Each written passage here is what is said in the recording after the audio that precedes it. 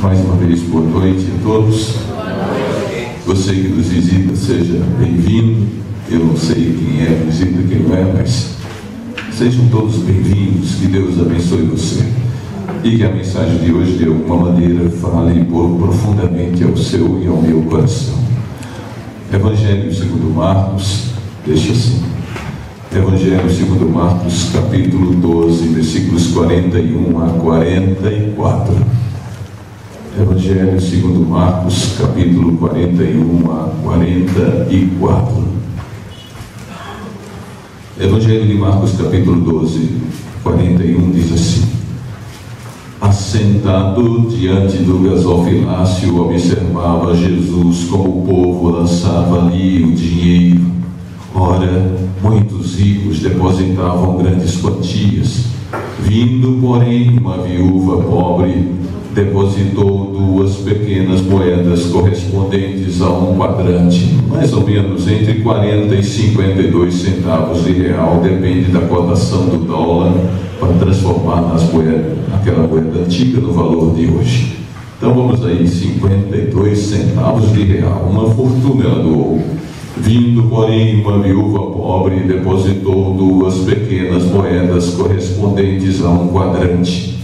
E, chamando os seus discípulos, disse-lhes: em verdade vos digo que esta viúva pobre depositou no gasofilácio mais do que o fizeram todos os outros ofertantes, porque todos eles ofertaram do que lhes sobrava. Ela, porém, da sua pobreza, deu tudo quanto possuía, todo o seu sustento. O título da mensagem do Senhor para nós hoje é: Jesus contemplou os pobres, contribuindo com tudo a Deus. Podemos dizer, Jesus contemplou uma mulher pobre, contribuindo com tudo a Deus. Pastor Morris Venden, eu acho que eu já falei dele essa semana. Ele conta uma história que ouviu de um dos seus amigos pastores adventistas, E ele estava, o amigo, viajando em uma autoestrada americana e parou próximo a uma sorveteria na estrada, na beira da estrada, porque ele supunha que seu filhinho de 10 anos iria adorar tomar sorvete.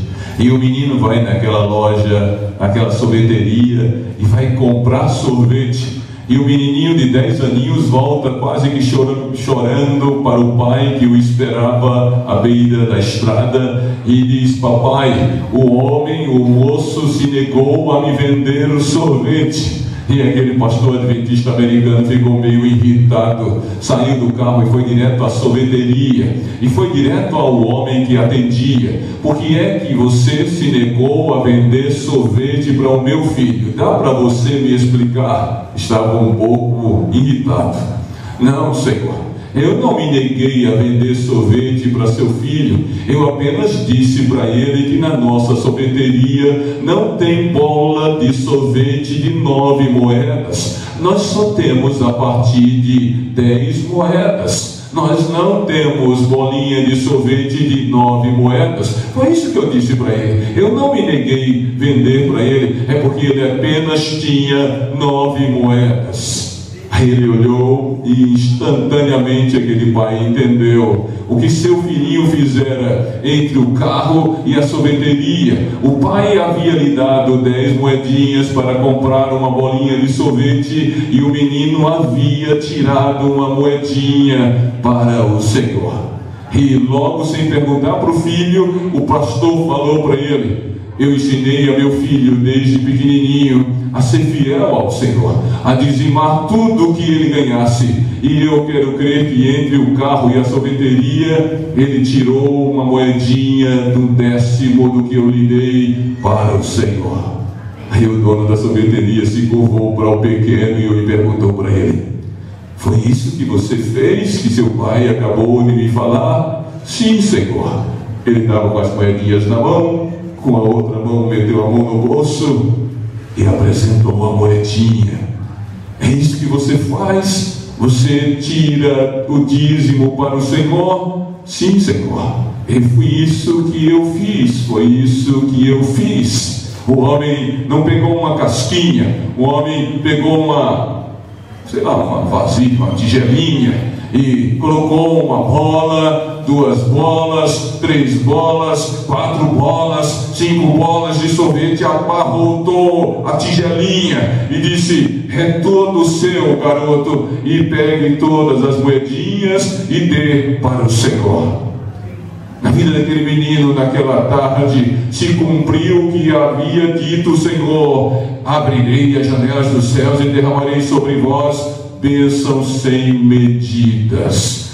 Deus é fiel e Deus honrará sempre aqueles que lhe honram. Uma moedinha de um centavo de dólar. Ou melhor, uma moedinha, isso mesmo, uma moedinha de 1 centavo de dólar. Ele deu para o Senhor. Alguém talvez achasse uma bobagem dar 1 centavo de dízimo, mas ele recebeu o valor, e 1/10 do que ele recebeu era aquilo ali. E ele tinha que dizimar ao Senhor. Por menor que seja o valor, Deus se agradará com a honestidade, integridade, sinceridade e motivação do seu coração. Isso não é nada diferente ao que aconteceu com aquela pobre viúva rica. Ela dera um valor equivalente a 40, 50 centavos de real em nossos dias. Ela deu tudo o que ela tinha. Ela não deu uma parte, ela deu o todo, ela deu tudo, porque ela cria no Senhor, porque ela confiava no Senhor, e porque ela acreditava que a obra de Deus deveria ser mantida, que o templo deveria ser sustentado. Você aprendeu ao longo desses dias que as ofertas mantêm o templo, e todo o serviço sagrado do templo, e todas as necessidades do templo, manutenção, pagamento de despesas com as ofertas, e os dízimos mantêm a obra de pregação, mais propriamente dito é a obra do ministério sacerdotal, que foi substituído pelo ministério apostólico e por sua vez pelo ministério pastoral. Então a obra de Deus, diga-se, o ministério pastoral é mantido com os dízimos, a obra de Deus, o templo, é mantido com as ofertas. Aquela mulher deu um valor que talvez pudesse lhe prover um pão para dormir e comer, dormir, comer e dormir. Ela deve ter passado a noite faminta, porque deu tudo o que tinha, porque acreditava que deveria sustentar a obra do Senhor. Você acredita que você e eu devemos sustentar a obra do Senhor? No seu coração você acha que Deus precisa dos seus 10 centavos de real ou de dólar, ou 1 centavo de real ou de dólar, ou 50 centavos de real? Você acredita que Deus precisa do seu auxílio? Pode crer, Deus não precisa, mas Ele acha necessário precisar de você. Ele quer e Ele busca precisar de você, porque Ele avalia seu caráter nesse seu gesto. Não pense, na nossa vida Deus está nos avaliando o tempo inteiro. Eu tenho uma amiga psicóloga que ela diz que não tem jeito, a todo mundo que ela olha e ouve, ela está avaliando. Pois saiba, teu Deus está te avaliando o tempo inteiro, e a cada vez que você vem a esta casa de culto, e quando as salvas são lançadas, Deus está observando você, vendo se você é fiel a Ele ou não. O que Deus tem visto nesta igreja? Tem visto homens e mulheres fiéis? Ou tem se envergonhado com o que esses homens e mulheres que aqui adoram, jovens e adultos, e até mesmo os meninos de 10 anos, Jesus tem se orgulhado ou se envergonhado com a liberalidade ou com a mesquinhez daqueles que aqui adoram? Como você se vê diante do espelho do Senhor quanto ao sustento da obra do Senhor? Jesus disse àquela mulher na semana da paixão, provavelmente terça ou quarta-feira: em verdade vos digo que ela lançou mais do que todos esta pobre viúva. Jesus falou alto, ela ouviu o que Jesus falou, Jesus a elogiou, a prestigiou, a enalteceu. Amado, Deus gosta e Ele faz isso. Ele aprecia as pessoas, Ele elogia as pessoas, Ele valoriza as pessoas, Ele anima as pessoas, Ele ergue as pessoas, Ele cuida das pessoas, Ele ama os seres humanos e Ele valoriza e aprecia. Ela deu, ela chorou, ela sentiu o valor que Ele acabara de dar a ela. A propósito, você tem apreciado os esforços da sua esposa por você, meu irmão querido? Você a tem elogiado, você a tem acariciado e elogiado seus esforços, sua dedicação? Mulher, você tem apreciado o que seu maridão tem feito por você, pelos seus filhos? Você tem elogiado a dedicação dos seus filhos? Você tem valorizado o seu empregado, o seu patrão? Você elogia as pessoas? Você aprecia as pessoas? Você elogia as pessoas? Você anima as pessoas? Ou você critica as pessoas? Ou você diminui as pessoas? Ou você agride as pessoas?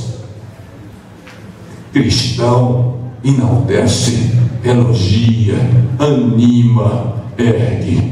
Cristão não desanima, não mata, não humilha. Quem faz isso tem outro espírito habitando nele.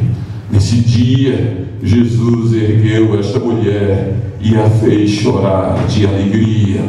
E Ellen White, comentando sobre isso, escreveu: os pequenos deveres cumpridos com contentamento, as pequeninas dádivas que não fazem vistas, isto é, que não são notadas porque são tão ínfimas, tão pequenas, e podem parecer destituídas de valor aos olhos humanos, ocupam muitas vezes diante de Deus o mais alto lugar. Um coração de fé e amor é mais precioso para Deus do que as mais custosas dádivas.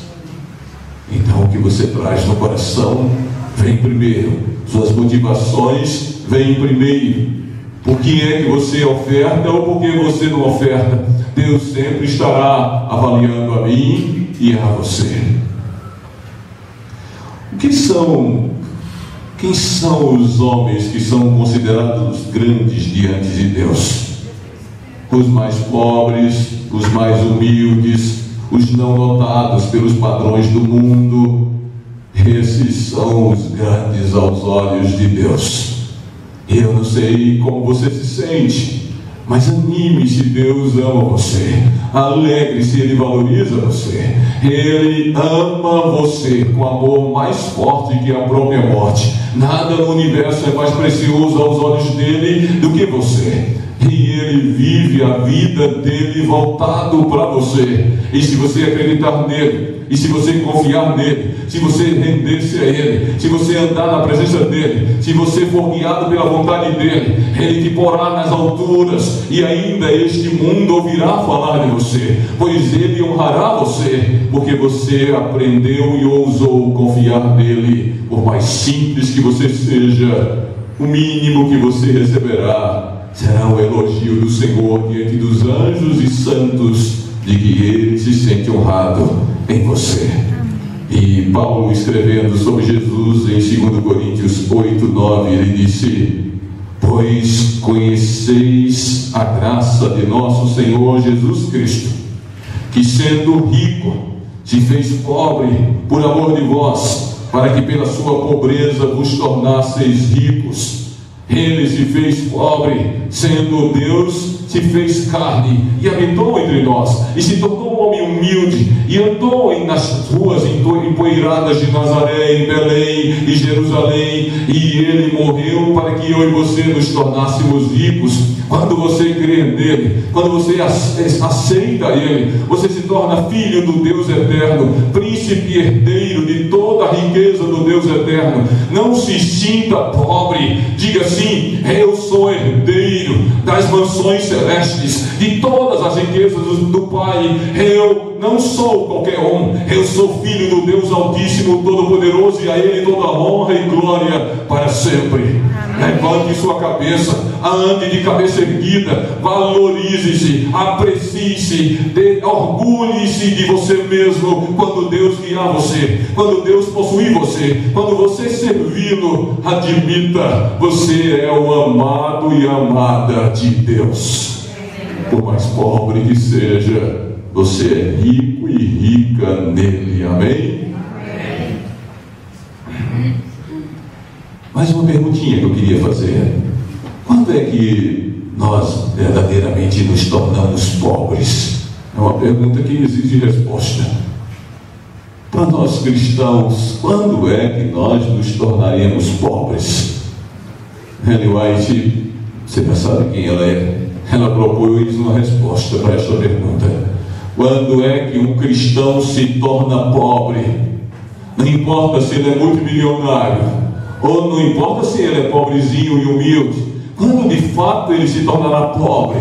Porque acabamos de ler um texto que Jesus, sendo rico, se fez pobre para que nós nos tornássemos ricos nele. Mas quando um homem, mesmo sendo rico, se torna pobre, ou um pobre se torna miseravelmente pobre, Ellen White propõe uma resposta: aguce seus ouvidos e aprenda e ouça. Não é o devolver ao Senhor o que é seu, o que é dele, que torna o homem pobre. É reter é que leva à pobreza. Não é devolvendo ao Senhor o que a Ele pertence que você vai ficar com fome. Você vai passar fome por não devolver ao Senhor o que é dele. Você não vai empobrecer porque você dizima e oferta. Você vai empobrecer exatamente quando você não dizima e não oferta. Não é porque você dizima e oferta que as coisas ficarão difíceis para você. As coisas ficarão difíceis para você quando você ousar roubar a Deus nos dízimos e nas ofertas. Pelo amor de Deus, não seja tolo e ingênuo. Sem a bênção de Deus, você não chegará a lugar nenhum. E é isso que eu espero que você esteja aprendendo. E eu queria convidar você a abrir a Bíblia para um parêntese. Livro de Ageu, livro do profeta Ageu. Um parêntese: por que é e como você se tornará pobre se você retiver o que é do Senhor? Veja, e nunca ouse fazer isto na sua vida. Não faça isso. Em hipótese alguma não faça isso. Durma faminto, mas não faça isso. Perca seu carro, sua moto, mas não faça isso. Venha dores e mais dores sobre você, mas não faça isso. Não retenha o que é do Senhor, porque aí você se tornará pobre. E eu vou abrir a Bíblia e espero mostrar para você um exemplo bíblico do que é se tornar pobre quando se retém o que é do Senhor. Todo mundo que tem Bíblia, abra a Bíblia. E se tem alguém ao seu lado sem a Bíblia, mostre para ele, porque você tem que ler esse texto e você não pode se esquecer dele jamais. Agora, antes de ler, deixe-me contextualizar. Olha para cá.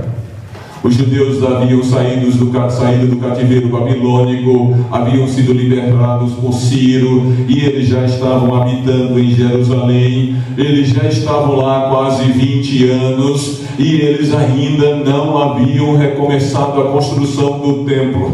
É bem provável, é bem verdade que eles tentaram fazer a construção da cidade, e os samaritanos, que eram povos pagãos que vieram de outros países, quando os israelitas foram expulsos da terra deles em 722, os assírios trouxeram povos pagãos que habitaram aquelas terras. Então, quando os judeus voltaram do cativeiro babilônico, eles encontraram muitos pagãos habitando ali, e eles entregaram os judeus para o rei persa, que proibiu a reconstrução da cidade. Mas o fato é que eles já estavam livres para retomar as obras, e eles não retomaram as obras da construção do templo, e quase 20 anos já haviam se passado, e eles não haviam construído o templo. E aí Deus manda uma mensagem para eles através do profeta Ageu, e olha, é uma dura mensagem. No segundo ano do rei Dario, no 6º mês, no primeiro dia do mês, veio a palavra do Senhor por intermédio do profeta Ageu a Zorobabel, filho de Salatiel. Zorobabel era o governador judeu que estava a mando do rei, governando a Judéia. Filho de Salatiel, governador de Judá, e Josué, filho de Josadaque, o sumo sacerdote, dizendo: assim fala Yahvé, Deus dos exércitos, este povo diz: não veio ainda o tempo em que a casa do Senhor deva ser edificada. Veio, pois, a palavra do Senhor por intermédio do profeta Ageu, dizendo: acaso é tempo de habitardes vós em casas apaineladas, rebocadas, construídas com tijolos, enquanto esta casa permanece em ruínas? Ora, pois, assim diz Yahvé, Deus dos exércitos: considerai o vosso passado. Vocês não se lembram o que vocês sofreram? Vocês passaram 70 anos no cativeiro, seus pais morreram no cativeiro, vocês me traíram, vocês me negaram, vocês adoraram outros deuses, vocês sofreram agruras da escravidão, e agora vocês se voltam contra mim de novo. Eu instruo vocês, eu ensino o caminho a vocês, eu quero salvar vocês, eu quero abençoar vocês, mas vocês negam a minha ajuda, vocês desprestigiam a mim e prestigiam o outro, Senhor. Vocês se esqueceram do passado doloroso de vocês. Sabe, queridos, muitas das vezes nós estamos na igreja desse jeito. A gente apanha e nunca o que mesmo? Qual seria o restante dessa frase? E nunca aprende. Considerai vosso passado. E ele continua: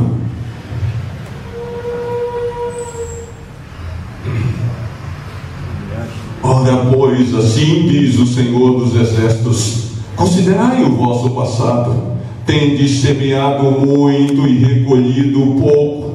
Comeis, mas não chega para fartar-vos. Bebeis, mas não dá para saciar-vos. Vestivos, mas ninguém se aquece. E o que recebe salário, recebe-o para pô-lo num saco furado. Assim diz Yahvé, o Deus dos exércitos: considerai o vosso passado. Subi ao monte, trazei madeira e edificai a casa. Dela me agradarei e serei glorificado, diz Yahvé, o Deus eterno.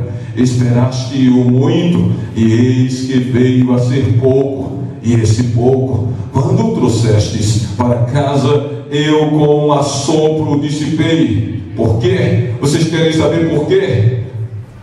Por causa da minha casa, que permanece em ruínas, ao passo que cada um de vocês corre por causa de sua própria casa. Por isso os céus sobre vós retêm o seu orvalho, e a terra os seus frutos. Fiz vir a seca sobre a terra, e sobre os montes, e sobre o cereal, e sobre o vinho, e sobre o azeite, e sobre o que a terra produz, como também sobre os homens, sobre os animais, e sobre todo o trabalho das mãos.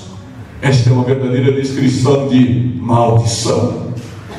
E ele está explicando: eu impeço que você prospere, eu fecho os céus e sem chuva não tem colheita, sem colheita não tem alimento, sem alimento tem fome, não tem emprego, o saco não guarda nada, você não tem nada para vender, por isso que não tem dinheiro no seu saco, você vai viver na míngua, o diabo vai bater em você, você vai gritar por mim, eu não poderei salvá-lo, porque você escolheu a ele como seu Senhor e se tornou súbdito dele. Eu quero poupá-lo de dores, mas você escolhe agradar o outro, Senhor, ao invés de servir a mim, que tanto tenho servido a ti. Amado, sabe quando você se tornará pobre? Quando você tiver aquilo que é do Senhor. Ellen White tem algumas frases pesadas. Ela diz assim: nem ore, que Deus não lhe atenderá. Não faça que suas orações substituam o seu dever. Alguns são muito religiosos, mas negligenciam este assunto e acham que por muito orarem, acham que podem substituir o dever de dizimar e ofertar. E a frase mais difícil dela para eu dizer para você é: Se você morrer assim, você perderá seu futuro, o galardão eterno. O que é o galardão eterno? O que é galardão eterno? A vida é eterna. Então, um crente fiel perde a vida eterna. Um jovem que eu conheci e conheço, me permita não dizer o nome dele, ele nunca me autorizou a contar a história dele. Na década de 90, antes de ir para a faculdade, um dia eu fui visitá-lo e eu havia ganhado para Cristo, e ele se batizou até mesmo antes de mim, e ele tinha um emprego, ele trabalhava como montador de móveis em uma loja de móveis, e ele, talvez com uns 21 anos por aí, ele se casou, e ele e a esposa deles eram muito pobres. Ela ainda era mais pobre do que ele, e a igreja teve que dar todo o enxoval deles, a roupa do dia do casamento, o vestido do dia do casamento. A igreja teve que fazer a festinha, eles não tinham condições. E ele, assim que ele se batizou, no dia que ele se casou, então aí ele vai notificar ao patrão que não vai trabalhar no sábado. Casou-se e na semana que se casou foi demitido. E com os tostões que ele recebeu, ele não podia nem pagar o aluguel na cidade maior, grande que ele morava, que nós morávamos. Aí ele procurou uma cidadezinha pequena, e no subúrbio, quase na zona rural daquela cidadezinha pequena, ele pôde alugar uma casinha humilde para morar. E ele ganhou alguns móveis usados, a exemplo de uma geladeira. E um dia, para completar, uma vaca entrou, pois ele estava quase na zona rural da cidade, nos limites da cidade. Uma vaca do vizinho entrou na cozinha dele e, assustada, acertou um coice na porta da geladeirazinha dele. E quando eu cheguei lá, ela estava amarrada com cordas. Ele não tinha nem o mais básico de um banheiro, de um sanitário. Ele não tinha comida, a não ser cuscuz de manhã, de tarde, de noite.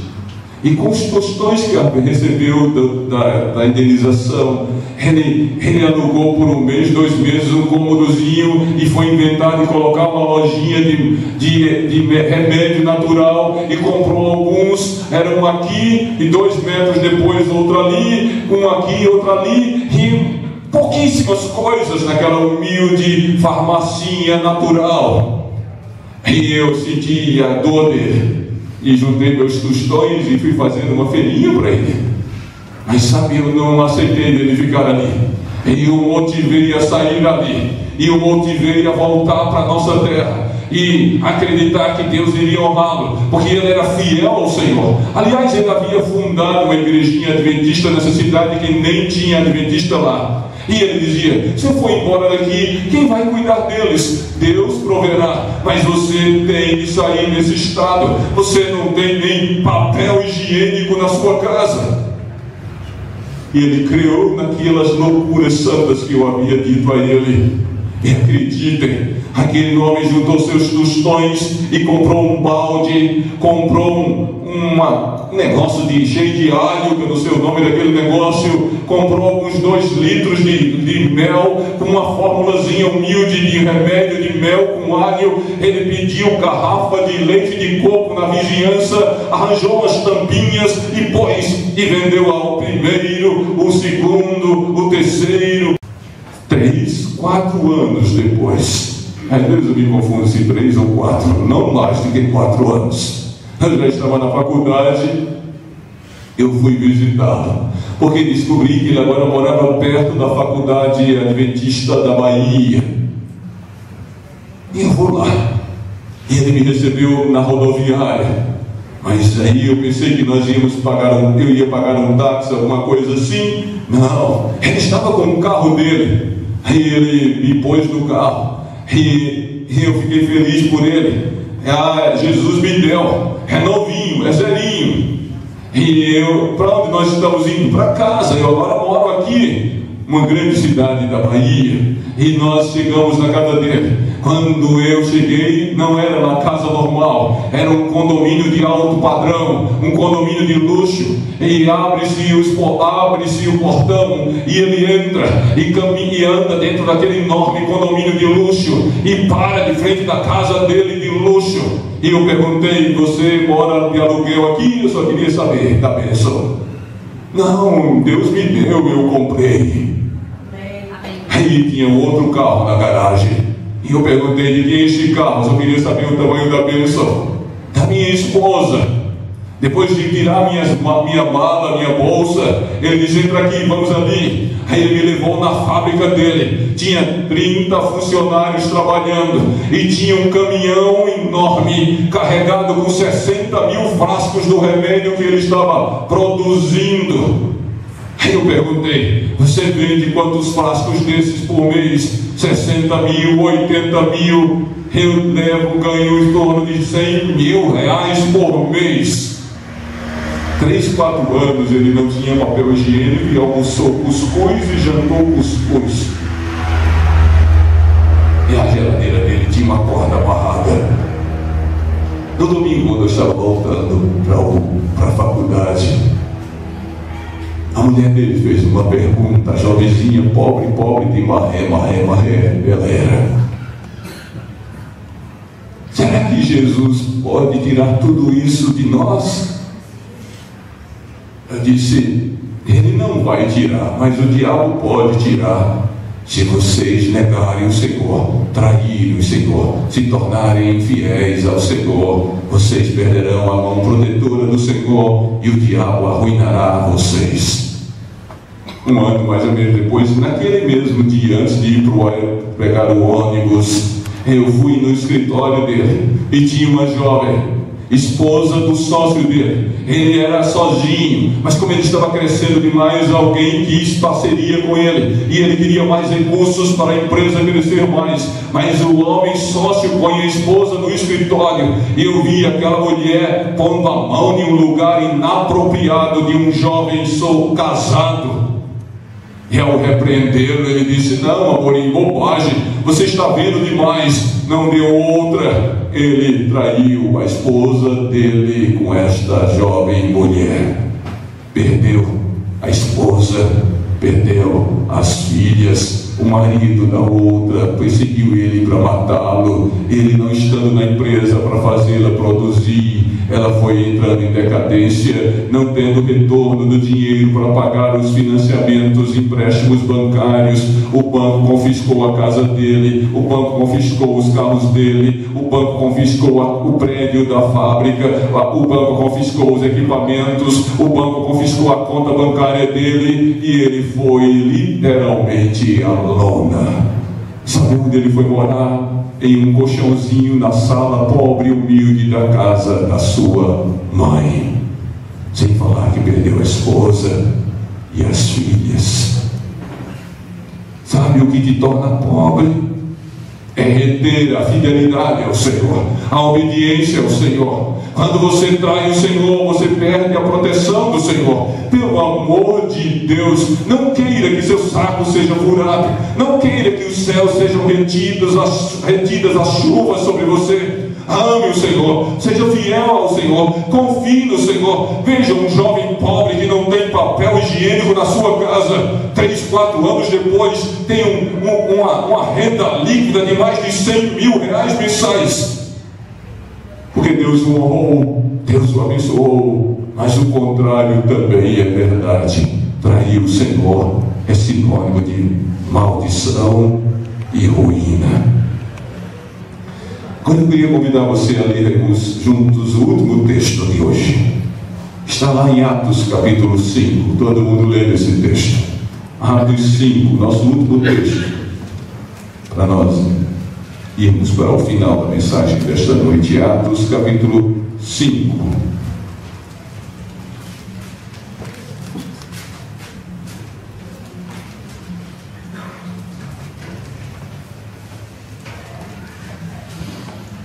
Atos 5.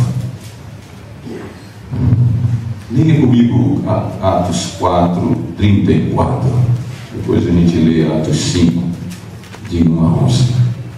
pois nenhum necessitado havia entre eles, porquanto os que possuíam terras ou casas, vendendo-as, traziam os valores correspondentes e depositavam aos pés dos apóstolos. Então se distribuía a qualquer um à medida que alguém tinha necessidade. Segura aí, olha para cá. Lembre-se, os cristãos primitivos haviam sido expulsos das sinagogas. Eles eram judeus. Os primeiros cristãos eram judeus. E uma das práticas do judaísmo era a apostasia e expulsão.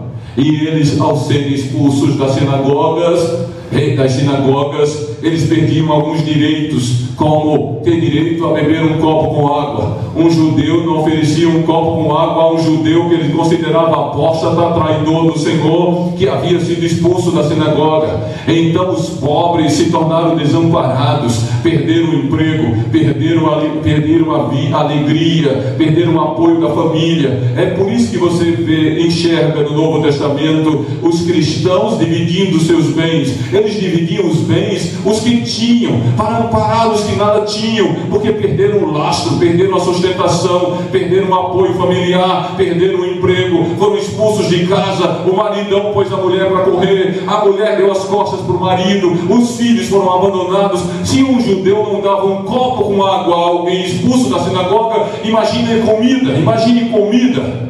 O que aconteceu? Que os cristãos mais abastados venderam suas propriedades e bens para ajudar o soerguimento do reino e para o sustento dos judeus muito pobres. Só que neste ato todos se tornaram pobres. E entre esses estava Barnabé e Ananias e Safira.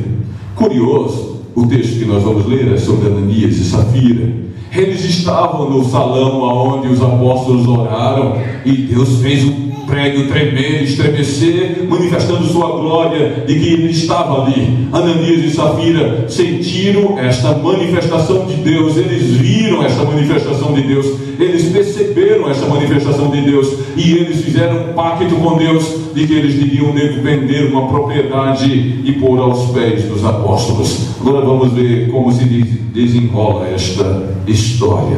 Atos 5:1. Entretanto, certo homem chamado Ananias, com sua mulher Safira, vendeu uma propriedade, mas em acordo com sua mulher, reteve parte do preço e, levando o restante, depositou aos pés dos apóstolos.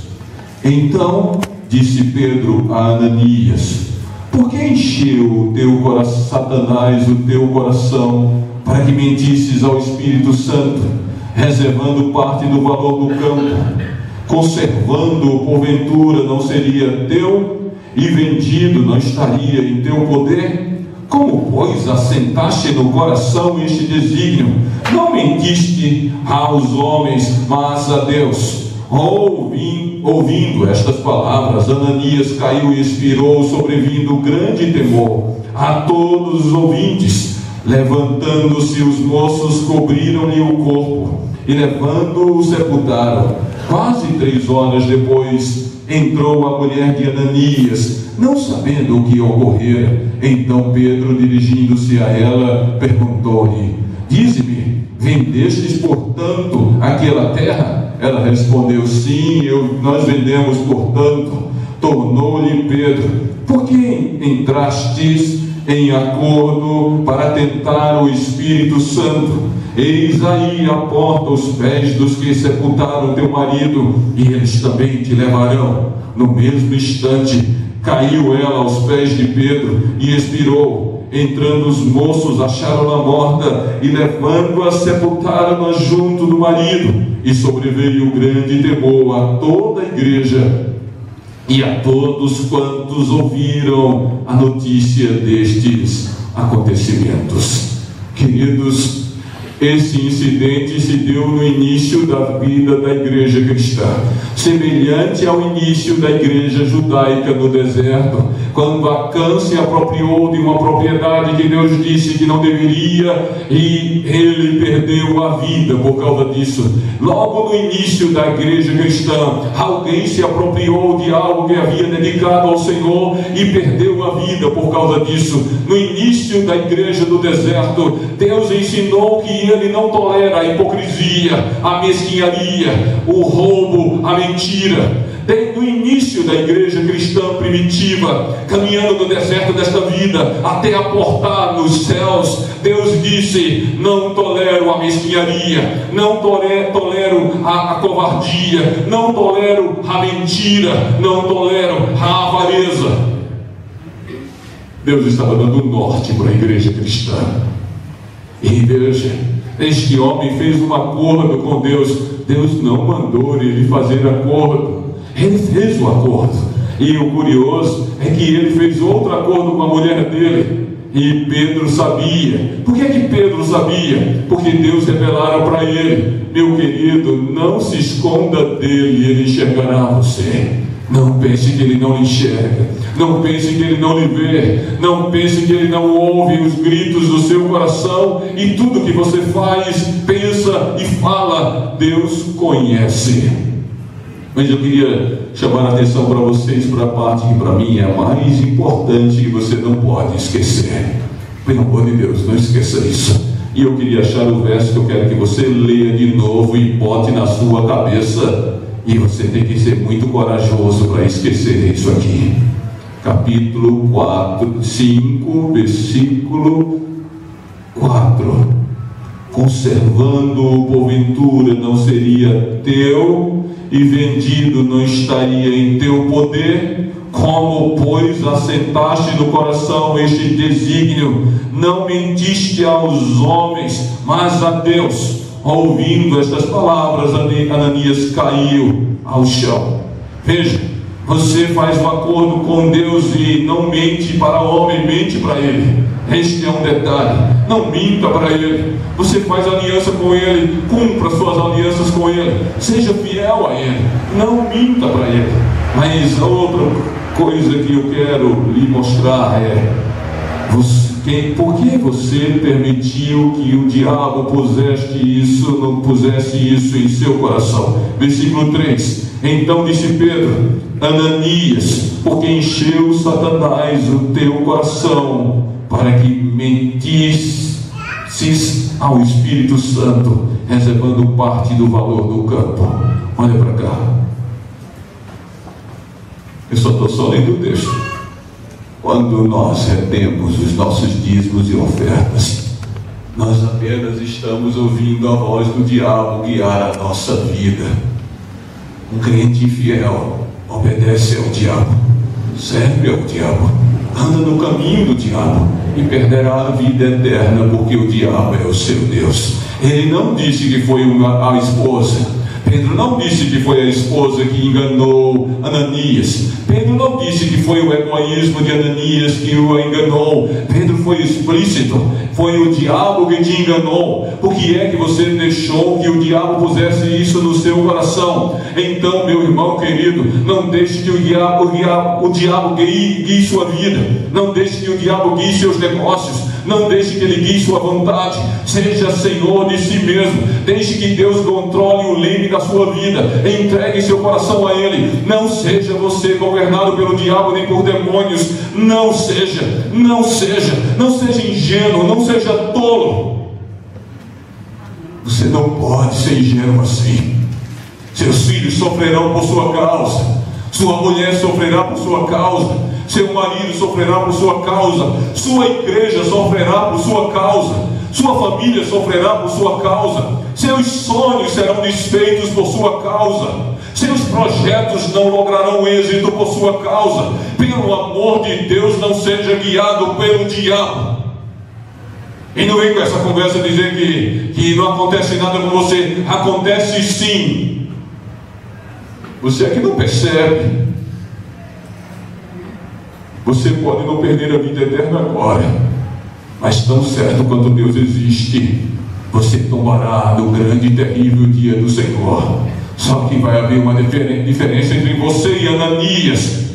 Você não será sepultado, você não será recolhido e você não será pranteado. É isso que você quer para a sua vida, perder a vida eterna por causa da mesquinhez de alguns tostões. Quando é Deus que lhe dá tudo, quando é Deus que lhe honra com tudo, quando é Deus que correu riscos eternos para salvar você, o mínimo que Ele espera de você é que você o ame e o sirva. Sabe por que Deus é tão duro com quem é infiel nos dízimos, nas ofertas? Você já parou para pensar por quê? Quando você comete uma bobagem dos seus pecados secretos, às vezes só você sofre. Deus lhe dá alguns cascudos, só você sofre. Se você cometer algum adultério, você machucará sua esposa e seus filhos. Aí seu vizinho não está nem aí para isso. Mas quando você não dizime oferta, você atinge seus filhos, sua mulher, seu marido, seu vizinho, seu colega de trabalho, seu pai, sua mãe, a cidade de Vila Velha como inteira, o Espírito Santo todinho. É por esta razão que Deus é tão duro com alguém que não dizime oferta, mais do que com alguém que transgride o sábado e adultera e rouba e pinta e borda. Apesar de que todos serão disciplinados pelo Senhor, mas experimente, quem não dizime oferta, a disciplina é quase que instantânea. Ela acontece quase que no mesmo dia, quando não é na mesma hora. Aí um dia eu estava me perguntando, por que isso? Por que essa diferença? E me veio um estalo que eu sei que foi do Senhor. Porque quando você comete seus pecados, você só fere a você e no máximo alguém que está ao seu redor.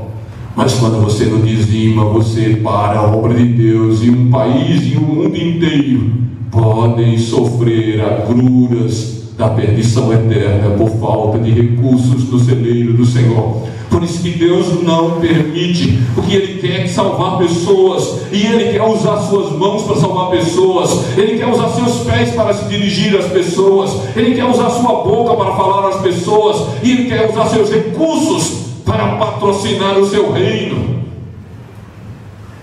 Isso. Imaginemos que todos os capixabas recusassem dizimar e ofertar. A Associação Espírito Santense faleria, iria entrar em falência, e os pastores iriam ter que ir trabalhar, porque eles também têm esposas e filhos que comem e vestem. Era isso que acontecia em Israel. Quando os judeus deixavam de ofertar e dizimar, os sacerdotes iam para a lavoura. Leia o livro de Neemias, a bronca que Neemias dá aos povos, às pessoas, aos príncipes, porque abandonaram a obra do Senhor, e os sacerdotes fecharam o templo e foram trabalhar na lavoura, e levaram bronca do governador Neemias, e tiveram que vir trabalhar no templo. É isso que acontece. É isso que acontece. Eu não sei essa história, eu ouvi essa história do estado de vocês, de um colega que trabalhava na União Leste Antiga, que houve um conflito aqui na Igreja do Espírito Santo, e alguns irmãos fazendeiros e muitos outros fizeram uma espécie de complô e foram dizimar em Minas Gerais e não no estado do Espírito Santo. E a Associação Espírito Santense ficou com um déficit de 100, 200 mil reais no mês, e teve que ser socorrida pela União Leste Brasileira. Deus cria a igreja desse jeito. Veja, se alguém deixa de dizimar, pode prejudicar um estado, prejudicar uma região, prejudicar um país inteiro. Então Deus não vai permitir. Por isso que Ele foi tão duro com Neemias, com Ananias. E você pode sentir o braço dele em você. Um dia eu, viajando com minha esposa daqui para Aracaju, a gente pegou o carro do pai dela emprestado, porque a gente veio de avião e ela queria voltar para lá, para passear, e pega o carro do pai. E eu tinha recebido meu salário na sexta-feira, mas aí eu separei meu pacto, minha oferta, mas eu disse sim para Deus: eu vou guardar aqui para eu levar de volta lá para a minha igreja que eu estou construindo lá no Pará. Aí eu nem perguntei para Deus se Ele concordava com isso, e o dinheiro eu deixei lá no banco. Eu não estava roubando a Deus, eu estava guardando o meu pacto para a minha igreja que eu estava construindo lá no Pará, ajudando os irmãozinhos com minha oferta. Mas eu ia esperar um mês inteiro, pois eu estava no início das férias. E quando eu estava, aliás, eu já estava em Aracaju voltando, quando meu salário entrou, meu terço de férias, essas coisas, e eu separei meu pacto e disse a Deus que eu ia guardar para levar de volta lá para o Pará. No caminho, estourou um pneu, comprei um no meio da estrada. No mais na frente, estourou outro pneu, comprei na beira da estrada. E no final das contas, quando eu terminei de pagar os 2 pneus que os homens davam o valor que eles queriam, foi o valor que eu tinha guardado. Sabe o que Jesus me ensinou naquele dia? Eu não quero que você espere nem 30 dias.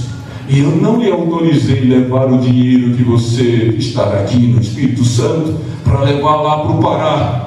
A minha igreja é uma só, quer seja no Espírito Santo, quer seja no Pará. Você tinha que ofertar lá em Aracaju, onde você estava, ou lá no Espírito Santo, onde você estava, e não lá no Pará.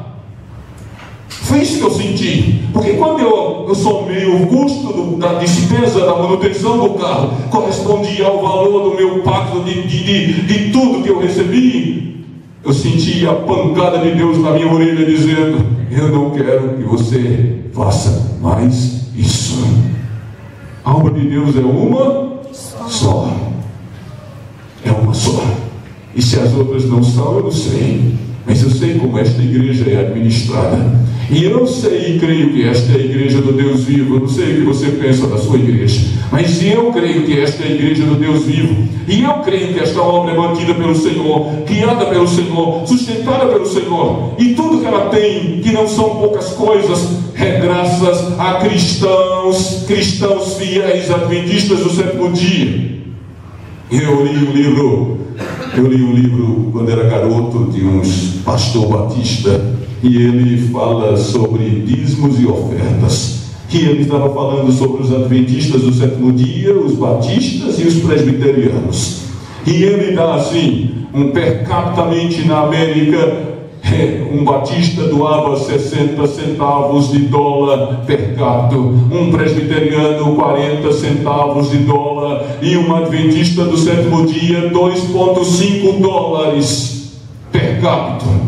Aí ele faz uma pergunta: por que é que os adventistas do 7º dia doam várias vezes mais do que batistas e presbiterianos em dízimos? O que é que tem? O que é que eles têm? O que é que os motiva? Ele não soube responder a pergunta, mas você certamente tem que saber qual é a resposta. A motivação é que nós cremos que este é o povo do Senhor. Nós cremos que Jesus há de vir nas nuvens dos céus com poder e grande glória. Nós cremos que nós podemos soerguer o seu reino e apressar a sua vinda. Nós cremos que nós temos que pregar a tríplice mensagem em todos os cantos dessa terra. Então nós temos que prover meios. É por isso que um adventista coerente, crente, convertido, ele mete a mão no bolso, porque ele quer que a obra de Deus seja abençoada e cresça e floresça nos 4 cantos dessa terra. Amém? Amém. E eu te pergunto: colabora você com esta causa?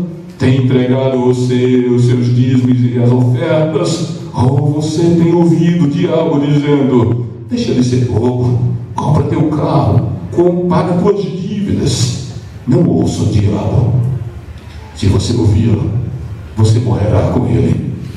Se você ouvir o Senhor, você será abençoado e honrado por ele. Amém? Queria terminar a mensagem de hoje contando a história de um jovenzinho pobre americano no século XIX, nos dias de Ellen White. E ele estava em um canal, navegando em um barco a vapor, e o capitão daquela pequena embarcação pregou para ele, falou de Jesus para ele. E na despedida, o Senhor perguntou para aquele jovem para onde ele estava indo. Eu estou indo para Nova York. Nova York? Sim, Nova York, a maior cidade americana naqueles dias e ainda hoje a maior cidade americana. E todos iam para lá. era a nossa São Paulo naqueles dias para eles. E aí ele diz assim: você vai para Nova York mesmo? Sim, Senhor, eu estou indo para Nova York. Aquele jovem humilde, pobre, aquele capitão teve um insight. O estado de Nova York, a cidade de Nova York, precisa de alguém que fabrique sabão e velas. Que tal você fabricar sabão? Que tal você vender esse sabão pelo preço justo? Aquele homem estava induzindo aquele rapazinho a desenvolver um ofício, fabricar sabão. E ele disse assim: olhe, se assim você o fizer, venda por um preço justo, e lembre-se de ser fiel ao Senhor, e Ele honrará você. Aquele jovenzinho pegou aquele insight, e ao chegar em Nova York, não sei explicar como, ele passou a fabricar sabão, fabricar velas, fabricar principalmente sabão. E Deus foi abençoando a ele, e Deus foi abençoando a ele, e Deus foi abençoando a ele. E aquele pobre rapaz americano se tornou um dos homens mais ricos da América no século XIX. E até hoje o nome dele permanece. E até hoje você perambula pelos seus banheiros e você se lembra dele, porque Deus honrou a ele até após a morte. Sabe de quem eu estou falando? De William Colgate, que você conhece por Colgate, a maior empresa de higiene e limpeza de todo o planeta Terra, a Colgate, dona da Colinos, da Palmolive e dona de grandes outras empresas, a maior multinacional de higiene e limpeza do planeta Terra, nasceu no coração de um menino em um barco a vapor em um canal americano, porque ele creu na voz de um homem que temia Deus e fez exatamente o que ele mandara: fabricar sabão, e daí em diante se tornou um multimilionário honrado pelo céu. Ele dizimava, depois ele dizimava 50%, não era um décimo não, o dízimo dele agora já não era um dízimo, era a metade do que ele ganhava, e na morte dizimou, foi tudo que tinha para o Senhor. Pelo amor de Deus, ame sua igreja, ame seu Deus, não seja mesquinho, não seja avarento, não seja apegado aos seus tostões, colabore com Deus. Dê sua ofertinha, ensine a seu filho, nem que seja $1 centavo de dólar, ou 10 centavos de dólar, ou de real, mas ensine a ele a ofertar. E oferte você, dizime você, não roube a Deus, não roube a Deus, não roube a Deus, seja fiel a Deus, seja fiel a Deus, não só nos dízimos, nas ofertas, na guarda do sábado, na integridade, na honradez, no caráter, na moral, na obediência aos valores, princípios e éticos dos céus. Seja um crente de verdade, ame a Deus de verdade, e abençoará você. E eu sei que, quem sabe, estou falando para alguém que amanhã será grande, e essa cidade ouvirá falar de você. Amém. Mas seja fiel a Deus até dar no sangue, vivendo ou morrendo, só reconheça Jesus como seu Senhor e Deus, e Ele honrará você. Amém, amém e amém. Queria fazer um apelo para você. Quantos de vocês nesta noite desejam ser fiéis a Deus nesta questão? Se você não era, eu não quero saber do seu passado, quero saber de você de hoje em diante. Você quer honrá-lo nesta questão? Ele disse assim: eu vou abrir as janelas dos céus e derramar sobre você bênçãos, que dela vos advém a maior abastança. Eu ainda desafio você, eu estou desafiando você, Deus fazendo um desafio para você, e você ainda não acredita. Então, pelo amor de Deus, eu quero fazer esse desafio a você hoje, de crer nele, de confiar nele, de pôr sua vida e vontade nas mãos dele. Portanto, você deseja nesta noite dizer: Senhor, eu era, continuarei sendo, eu não era e quero passar a ser, eu era e enrolava e mentia para o Senhor de maneira errada, eu quero ser da maneira certa, mas hoje, ao me pôr de pé no teu altar, quero render minha vida em tuas mãos, minha propriedade em tuas mãos, meus negócios em tuas mãos, minha despensa, meu armário, minha mesa, meus filhos, minha esposa, meus bens, meus sonhos, meus projetos, meu salário, meu carro, minha moto, minha bicicleta. Eu quero pôr tudo nas nas tuas mãos, e doravante te darei um dízimo justo para honrar e glorificar o nome do Senhor. Eu ofertarei como tributo de gratidão a ti por tudo que fazes por mim, e eu darei tudo que tenho e sou para ti, porque só tu és o meu Deus que deste tudo para mim. Primeira coisa, eu convido você a ficar em pé, por favor. Mas eu queria lhe fazer um segundo desafio. Pode soltar a música, por favor. Coração todo teu. Eu quero lhe fazer um segundo desafio. Enquanto essa música toca e você canta, eu queria que você viesse a esse altar como maneira de você dizer: Senhor, eu hoje estou trazendo a mim mesmo para render a ti. Mas esta é a forma de eu dizer a ti que eu quero ser fiel, dizimista, fiel, ofertante. Eu quero colaborar com o teu reino, com a tua igreja, e quero reclamar de ti tuas promessas com autoridade e poder. Me abençoa, Senhor, a mim, a minha casa e tudo que eu tenho. Abençoa-me, Senhor. Quem é o primeiro que vem? Vem, sobe aqui, ó. Fica aqui em cima. Eu quero tirar uma foto. Sobe aí nessa plataforma para mim, é o altar do Senhor para você hoje. Pode subir aí. E falta o som, entra só nesse negócio para baixo. Vocês só deixem a tela livre de comprar.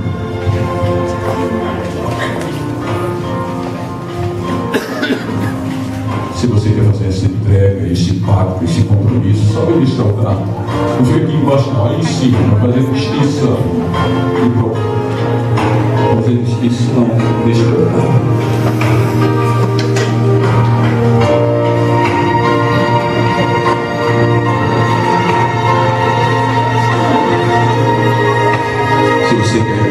Esta aliança com Deus de fidelidade hoje, só que nessa plataforma não fica ninguém embaixo, todo mundo em cima, só quando chega aí.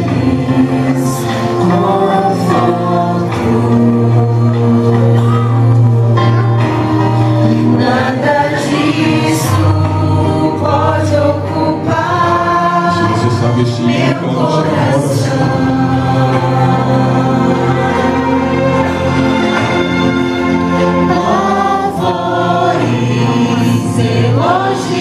Elogios e fama.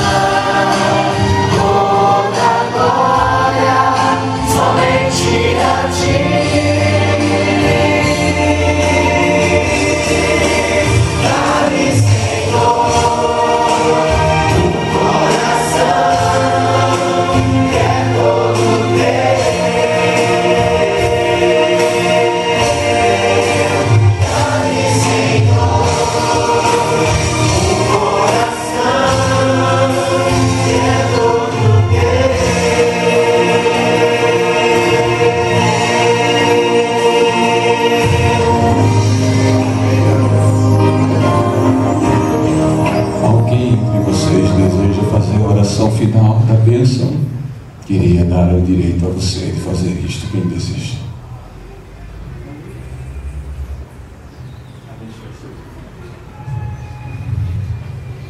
Querido e bondoso Deus, como é bom estarmos aqui, Jesus, na Tua presença, na Tua casa nesta noite. Estamos aqui, Senhor, diante do Teu altar, colocando nossas vidas em Tuas santas mãos. Aqui está cada filho Teu, Senhor, colocando o seu coração diante de Ti. Senhor Deus, nós queremos ser fiéis a Ti. Queremos continuar sendo fiéis, meu Pai. Então, por favor, nos ajude, Espírito Santo.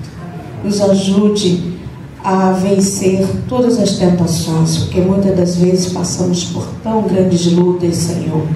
Não só eu, mas eu acredito que todos nós que estamos aqui na frente. E muitas das vezes eu sei, porque eu já pensei isso, em usar aquilo que é Teu. Mas graças a Deus, Senhor, eu consegui vencer. E eu acredito que todos que estão aqui, se por algum momento também sentirem esse desejo, eles também venceram, Senhor. E se caso aconteceu deles fugir, Senhor, um pouquinho da Tua presença, que o Senhor possa, Senhor, transformar as nossas vidas, e que daqui para frente nós possamos realmente ser fiéis a Ti, em todos os sentidos do nosso viver.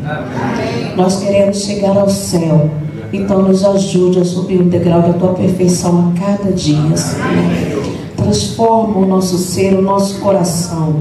Transforma, meu Deus, de tal maneira que por onde quer que venhamos passar, nós possamos resplandecer a Tua luz, Senhor, e ser o sal da terra. Nos leve com a Tua paz. Nos leve, Senhor, nesse momento com os Teus anjos até os nossos lares. E que daqui a pouco possamos estar aqui, Senhor, para adorar e louvar o Teu santo nome conforme o Teu querer. É o que eu te peço, não porque eu mereço, porque eu não sou nada, eu não sou ninguém, mas em nome de Cristo Jesus, que vive e reina para todo sempre. Amém, Senhor.